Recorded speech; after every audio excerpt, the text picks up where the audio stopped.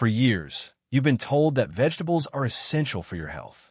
Packed with fiber, vitamins, and antioxidants, they're meant to be the cornerstone of a balanced diet, right?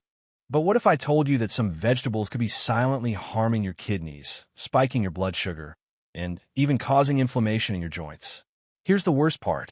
Some of the most dangerous vegetables might already be sitting in your fridge, quietly wreaking havoc on your health. Doctors and nutritionists have long praised these foods. But the shocking truth is, as you age, your body might not process them as efficiently as it used to. Stay with me until the end, because today, we're revealing the 10 vegetables seniors should avoid if they want to protect their kidney health. These veggies could be the hidden culprits behind your fatigue, bloating, or unexplained aches and pains. Before we dive in, don't forget to hit the like button and subscribe for weekly health updates. Let me know in the comments where you're watching from. Let's get started. Number 10. Sweet peas, the hidden sugar bomb. It was a quiet Saturday afternoon when Emma, an energetic woman in her late 60s, found herself in her kitchen preparing her favorite vegetable side dish, peas. They had always been her go-to vegetable, a healthy choice that paired perfectly with almost any meal. Small, green, and vibrant, peas had always been synonymous with good health in Emma's mind. After all, they were packed with fiber, protein, and essential vitamins, everything you could ask for in a veggie. Or so she thought. As she stirred the pot of peas on the stove, Emma's mind wandered back to a conversation she had with her doctor earlier that week. She had been feeling more tired than usual lately, her energy levels fluctuating throughout the day. She had also been experiencing some bloating and occasional joint pain, especially in her feet and toes. Her doctor had suggested that she take a closer look at her diet, and something about the conversation stuck with her. The doctor mentioned that even some healthy foods could be causing problems, particularly as we age. Yes, really, Emma had thought. They were so small and innocent, after all. How could something as harmless as peas be affecting her health? But as she dug a little deeper into the nutritional facts about peas, she began to uncover some surprising truths. It wasn't long before Emma discovered something she hadn't known before. Peas have a surprisingly high sugar content. Unlike leafy greens like spinach or broccoli, which are low on the glycemic index, GI, peas were on the opposite end of the spectrum. Peas break down into sugar much more quickly, causing rapid spikes in blood sugar. Wait a second, Emma thought, frowning. No wonder I've been feeling sluggish after meals. Emma had always been mindful of her health, but the idea that peas could contribute to blood sugar spikes was a revelation. When blood sugar spikes quickly, it's followed by a rapid crash, leaving you feeling exhausted, hungry, and irritable. It all made sense now. Emma had struggled with fluctuating energy levels for months, especially after meals that included peas. The energy crashes and intense hunger that followed started to feel like more than just a coincidence. She realized this was a significant issue, especially because her doctor had mentioned her growing sensitivity to sugar due to her age. Emma had always prided herself on making healthy choices, but now it seemed that one of her go-to vegetables might be doing more harm than good. As Emma continued her research, she came across another startling piece of information. Peas also contain purines, compounds that break down into uric acid in the body. Now, Emma's ears perked up. She had heard about gout before. It was a painful condition that affected the joints, causing swelling and intense discomfort, usually in the toes or feet. Her father had suffered from it, and Emma remembered how difficult it had been for him to move around when it flared up. Could peas be the culprit behind my joint pain? She wondered aloud. Sure enough, excessive uric acid could trigger gout attacks, and Emma realized that her recent joint pain, particularly in her feet, might be related to the peas she had been eating. She had noticed that her discomfort seemed to worsen after meals rich in purine-containing foods, like peas. And to make matters worse, too much uric acid could also put a strain on the kidneys, raising the risk of kidney stones and other issues, which were a real concern for someone her age. Emma shivered at the thought. She had never considered that peas could contribute to kidney strain or painful gout attacks, but now it seemed like a very real possibility. It wasn't just her blood sugar and joints that were being affected. As she continued to read, Emma learned that peas also contain complex carbohydrates and lectins, natural compounds that could be difficult for the body to digest, especially as we age. These compounds, while nutritious in small amounts, could cause bloating, gas, and stomach cramps if they weren't properly broken down by the digestive system.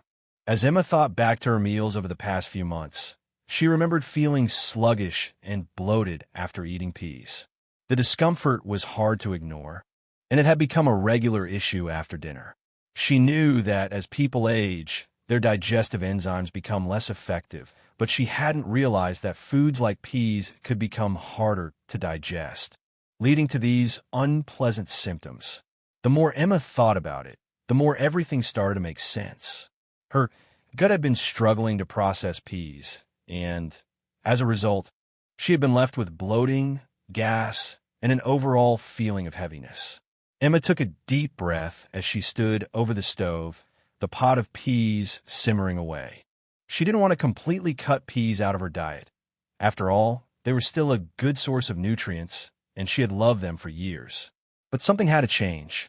She decided to reduce her intake of peas, opting for smaller portions rather than making them a staple of every meal.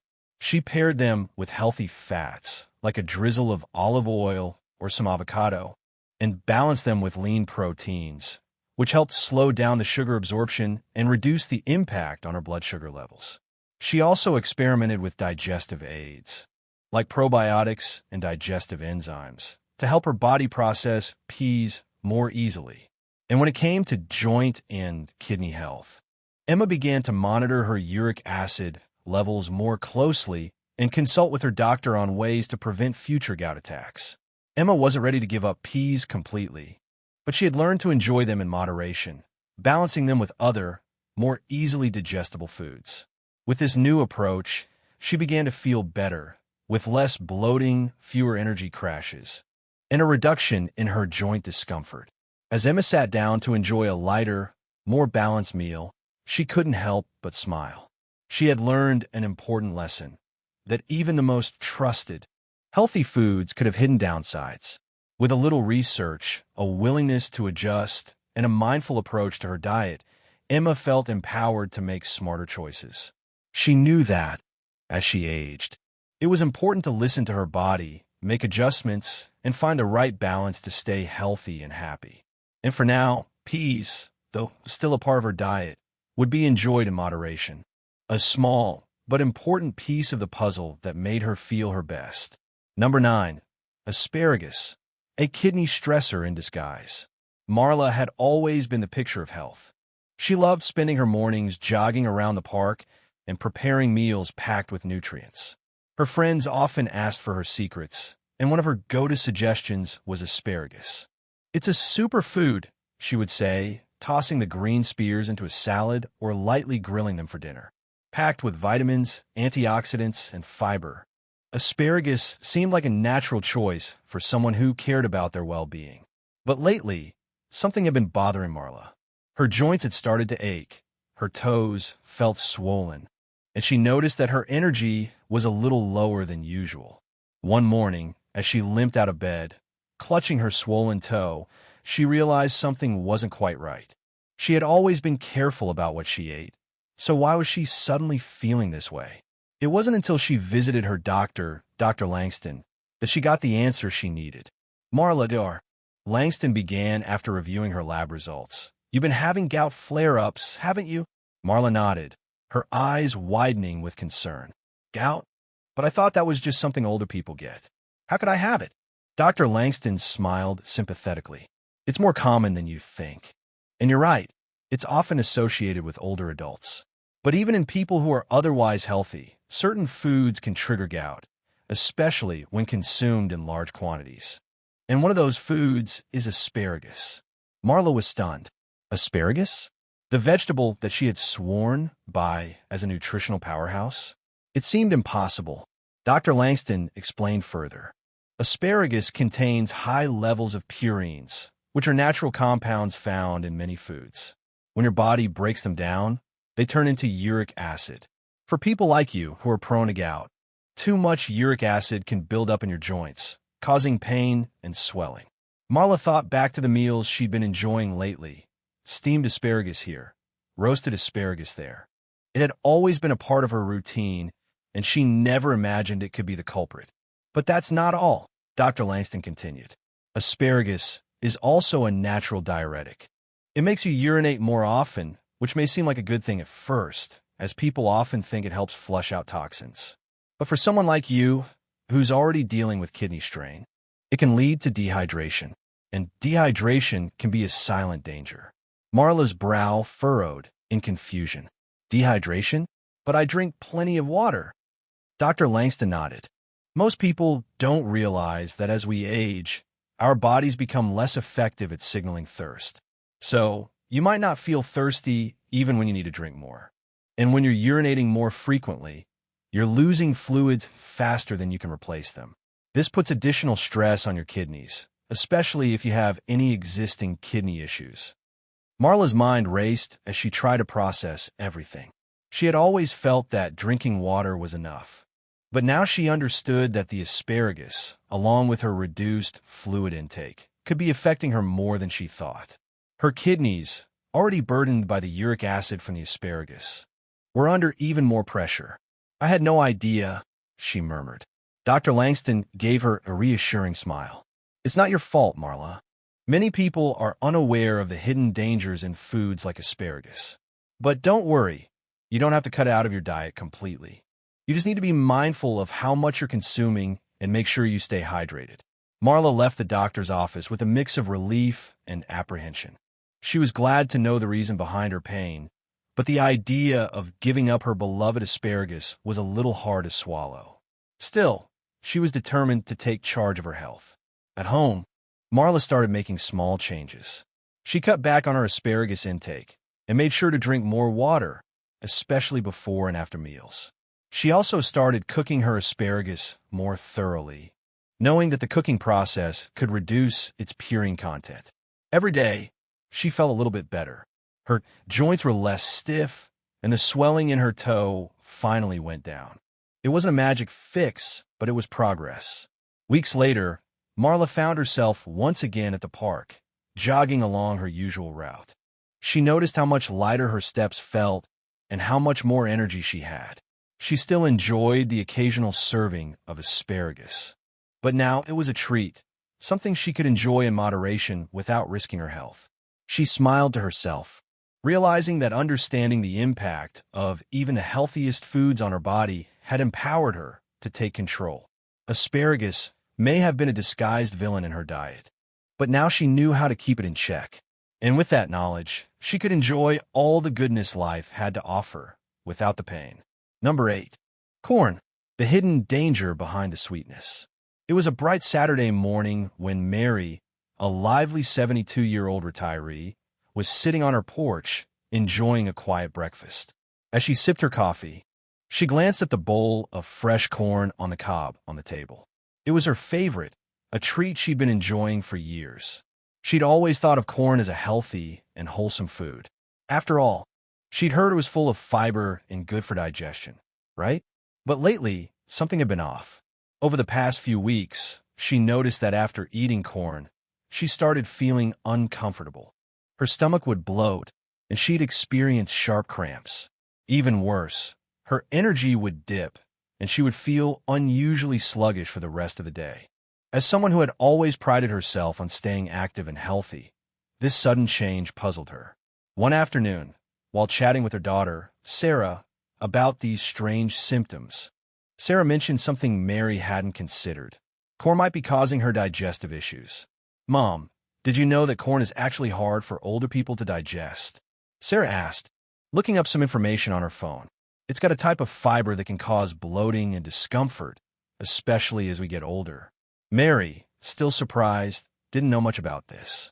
She had always assumed that corn was just a healthy vegetable, something to enjoy at every family gathering. But Sarah's words made her think twice.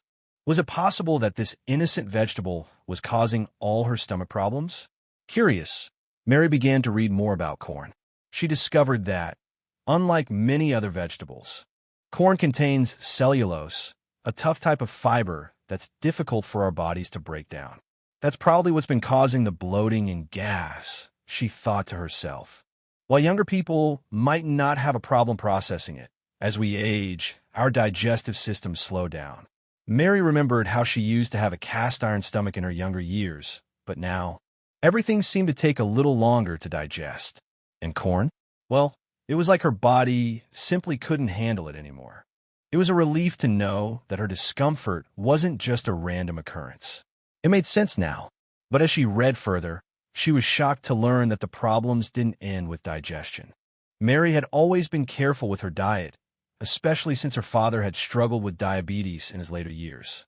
She knew how important it was to keep an eye on blood sugar levels. But she hadn't realized that corn could play a role in that, too. She learned that corn has a high glycemic index, GI, which means it's quickly converted into sugar in the body. For seniors like Mary, who are already at risk for diabetes, this could be dangerous. A spike in blood sugar could lead to weight gain, insulin resistance, and even heart problems. As she read through article after article, the more she realized just how much of an impact corn could have on her health. I've been eating this stuff for years, not realizing how it's affecting my blood sugar, Mary thought with a growing sense of concern. The idea that something she had considered a healthy food could be silently causing harm was unsettling. Then there was the whole issue of genetically modified GMO, corn, and pesticides. Mary had heard a little about GMOs on the news, but hadn't paid much attention. However, as she dove deeper into her research, she found that most of the corn grown today is genetically modified. It's designed to resist pests and increase yield, but at what cost? Studies suggested that GMOs could disrupt gut health, trigger inflammation, and even mess with hormone balance. For seniors like Mary, who already had a slower metabolism and a weakened immune system, this could be even more problematic. The pesticides used on corn could linger in the food, potentially causing inflammation and impacting overall health. Mary shook her head. So, not only has this corn been hard on my stomach, but it might also be messing with my body in ways I didn't even realize. The idea of pesticides and GMOs affecting her health, especially at her age, made her reconsider the corn she had been eating all her life. Determined not to give up her beloved corn completely, Mary decided to make some changes. I don't need to cut corn out entirely, she told Sarah one evening, but I need to be smarter about how I eat it. She started by switching to organic, non-GMO corn whenever she could. She'd read that organic corn was less likely to contain harmful pesticides, and she figured that was a step in the right direction. Mary also started enjoying corn in smaller portions, pairing it with other vegetables and lean proteins to balance out the meal and avoid blood sugar spikes. Mary became more cautious with processed corn products, too. No more corn, syrup-laden cereals, or chips. Instead, she opted for fresh corn on the cob or homemade popcorn as a snack. She found that these smaller changes made a noticeable difference. Her digestive issues became less frequent, and her energy levels seemed more stable throughout the day. And as she sat on her porch the following weekend, enjoying a small bowl of organic corn with a side of fresh salad, she felt a sense of relief. She didn't have to say goodbye to corn completely. She just had to be more mindful. It was a small change, but one that made a big difference in how she felt. Looking back, Mary realized that her body had been sending her signals for a while. It was only when she took the time to listen and research that she truly understood what was happening. Corn, despite its popularity and nutritional reputation, wasn't as harmless as it seemed. With her newfound knowledge, Mary had found a way to enjoy it responsibly, balancing her love for the vegetable with the wisdom of knowing how it affected her body. As she smiled and took another bite, she was reminded of something her grandmother used to say, "Everything in moderation." And with that, Mary felt confident that she was on the right path toward better health. Number 7. Mushrooms. Not as safe as you think. Marissa had always prided herself on making healthy food choices. A firm believer in the power of superfoods, she loved adding mushrooms to her meals. They were rich in vitamins and antioxidants, and she had read countless articles praising their benefits, particularly when it came to supporting brain health and promoting longevity. She was in her early 60s now, and like many others, wanted to live a long, healthy life. So, when she added mushrooms to her diet, she felt like she was making a positive choice for her future. But what Marissa didn't know was that the mushrooms she was so fond of weren't as safe as she thought. One evening, after preparing a hearty mushroom stir-fry with white button mushrooms, she started feeling off. At first, it was just a slight stomach ache, but by the next day, she felt more fatigued than usual. She attributed it to the stress from work, but over the next few weeks, those little digestive issues didn't go away. In fact, they got worse. One afternoon, feeling increasingly concerned, Marissa decided to visit her doctor. After explaining her symptoms, the doctor paused for a moment and then asked, "Have you been eating a lot of raw or lightly cooked mushrooms lately?" Marissa, surprised by the question, nodded. She had heard somewhere that eating mushrooms raw could offer extra nutrients. "I guess I have been," she replied, unsure of what that had to do with her symptoms. Her doctor explained that mushrooms, especially the raw kind, can carry some hidden dangers. Marissa learned that even the mushrooms she bought at the grocery store could be potentially harmful. The white button mushrooms she loved so much contain a natural compound called agarotine, which, when consumed in large quantities, could be harmful. Agarotine, her doctor explained, had been linked to carcinogenic effects in some studies. And while cooking mushrooms reduced the compound significantly, Marissa had been enjoying them raw, thinking it was the healthiest way to eat them. But the dangers didn't end there. Her doctor also talked about wild mushrooms, which could absorb toxins from their environment, pollutants, heavy metals, pesticides, and how those toxins accumulated in the mushrooms over time. The idea that mushrooms could absorb harmful substances from the soil, air, and water around them took Marissa by surprise. She had always thought of mushrooms as being a naturally healthy food, but now she realized there was much more to consider, especially as we age. Her doctor continued, "Our bodies aren't as efficient at processing these toxins. They build up in the system, causing damage to organs and our immune function." Marissa was taken aback. She had never considered that something as simple as a mushroom could be dangerous, especially for someone her age. She thought about how she often included mushrooms in her meals to support her brain health and immune system, but now she began to wonder if she had been unknowingly putting herself at risk. The doctor suggested a few changes. First and foremost, Marissa needed to make sure that she cooked her mushrooms thoroughly. Cooking would break down the harmful compounds and make the mushrooms safer to eat. She should also try to stick to organic mushrooms, as they were less likely to contain harmful chemicals like pesticides or synthetic fertilizers. Her doctor also advised her to be mindful of her body's sensitivity to certain foods, especially as she got older. If she continued to experience digestive issues or fatigue after eating mushrooms, it might be best to limit or avoid them altogether. The last piece of advice was the most important. Always be careful about where your mushrooms come from. If you're foraging for wild mushrooms, make sure you're absolutely certain they're safe. Marissa left the doctor's office feeling a little shaken, but also enlightened. The next time she prepared a mushroom dish, she made sure to cook them thoroughly, and she even switched to organic mushrooms. She found herself reading more about food safety and taking a deeper look into the food she had been eating for years without question. As she made these changes, she realized just how important it was to be aware of what was in the food she consumed, especially as she got older. Mushrooms were still a part of her diet, but now she understood that, like everything in life, moderation and preparation were key. From that day forward, Marissa never took her mushrooms for granted. She knew that while they could be a healthy addition to her diet, they weren't without their risks. With the right precautions, she could continue to enjoy them safely, knowing that a little knowledge went a long way in protecting her health. Number 6, cabbage, the thyroid disruptor. It was a bright and chilly autumn morning when Margaret, a sprightly woman in her early 70s, decided to try something new. She had always heard about the health benefits of cabbage. Full of fiber, antioxidants, and vitamins, it was a staple in many diets. Known for its ability to support heart health, aid digestion, and even help with weight loss. That day, She had planned to prepare a hearty cabbage salad for lunch, a dish that would be both nutritious and delicious, she thought.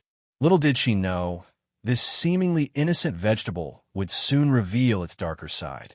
As she chopped the fresh cabbage, Margaret thought about her recent struggles with her digestion. She had noticed that after eating certain foods, particularly heavy meals, she felt bloated and, at times, it seemed as if her stomach would never settle. She had always been a healthy eater, so she couldn't understand what was going wrong.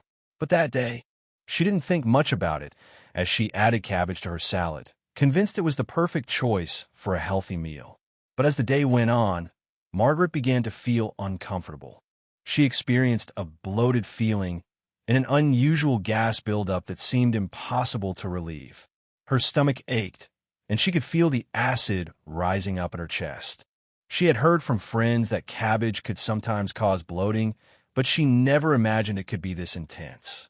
Later that evening, Margaret's son, Robert, came over for a visit. He noticed she wasn't her usual cheerful self. "Mom, are you all right?" he asked, sitting down beside her. Margaret sighed, rubbing her stomach. "I don't know, Robert. I've had this bloating and discomfort all afternoon, and it seems like it won't go away. I made that cabbage salad earlier today. Maybe it's that."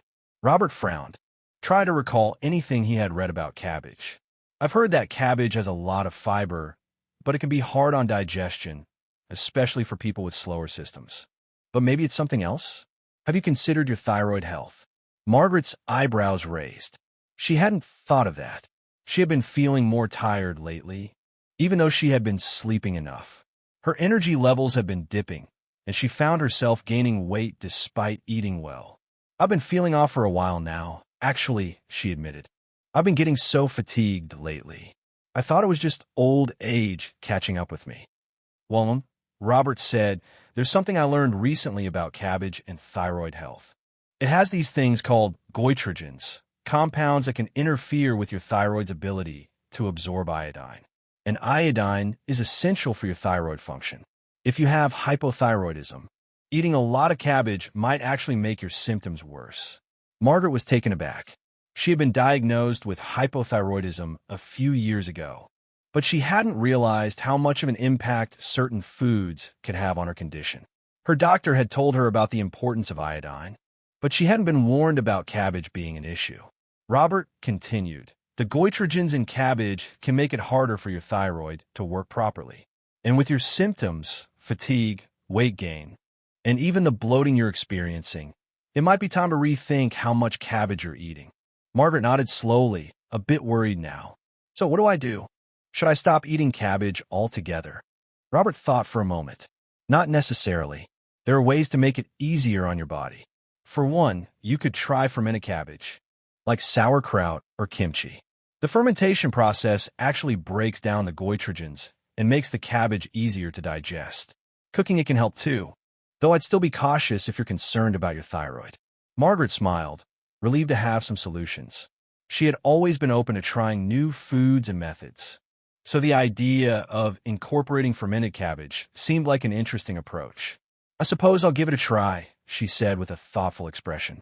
"But I'll be sure to limit my intake of raw cabbage from now on." I never realized how much of an impact it could have on my health.